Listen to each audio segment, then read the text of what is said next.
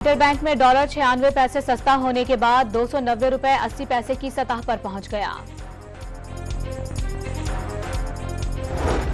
कराची के इलाके नाजमाबाद मुजाहिद कॉलोनी में कुएं से मां बेटे की लाशें बरामद। दोनों एक हफ्ते से लापता थे। रेस्क्यू एहलकारों ने लाशें निकालकर अस्पताल मुंतकिल कर दी। मुमताज सहाफी और एंकर पर्सन इमरान रियाज घर वापस पहुंच गए। सियालकोट पुलिस और सहाफी के वकील मियां अली इशफाक ने इमरान रियाज की बाजियाबी और घर पहुंचने की तस्दीक कर दी।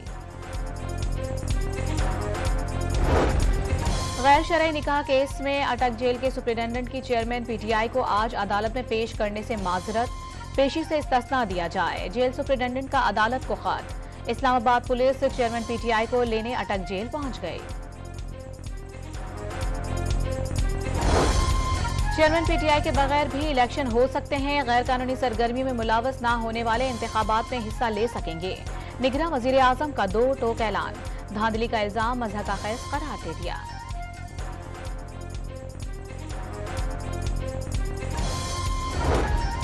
पंजाब हुकूमत ने बीनाई को नुकसान पहुंचाने का सबब बनने वाले इंजेक्शन पर 2 हफ्ते की पाबंदी लगा दी। महकमा सेहत ने छापा मारकर मुज़र इंजेक्शन तैयार करने वाली मुबैना लेबॉर्ट्री सील कर दी।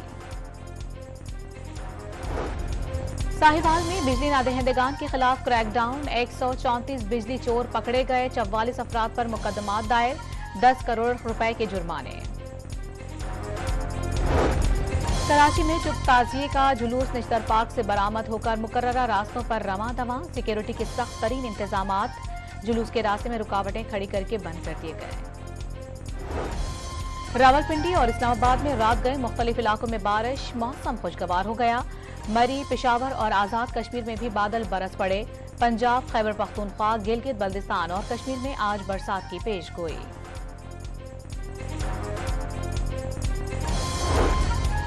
और ईरानी हुकूमत का तेहरान में बम धमाकों का बड़ा मंसूबा नाकाम बनाने का दावा। दाइश से ताल्लुक रखने वाले 28 दहशतगर्द गिरफ्तार।